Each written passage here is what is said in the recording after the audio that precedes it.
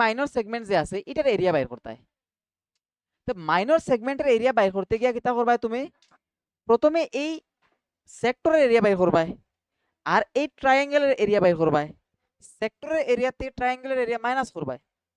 তখন তো ট্রায়াঙ্গেলের এরিয়া বাইর করতে লাগবো। বাইর করবা কেমনে? একটু আগে শিখাই দিয়েছি যে প্রসেস, এই প্রসেসে বাইর করবা ট্রায়াঙ্গেলের এরিয়া। আর সেক্টরের এরিয়া কেমনে বাইর করবা? ফর্মুলা আছে theta by 360 into pi r square. Easy easy না নি? Very good. তাহলে ওইটার লাগে আমরা ট্রায়াঙ্গেলের এরিয়া ক্যালকুলেশন শিখছি। ধরো একটা সার্কেল আছে না নি, তার কোয়াড্রেন্ট বলতে কিতা বুঝি আমরা? এক কোয়াড্রেন্ট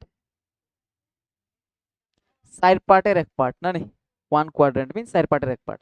চার পার্টের এক পার্টে কতটুকু অ্যাঙ্গেল থাকে? 90 ডিগ্রি। এখানে আরো 90 ডিগ্রি থাকবো, তাহলে এখানেও 90 ডিগ্রি।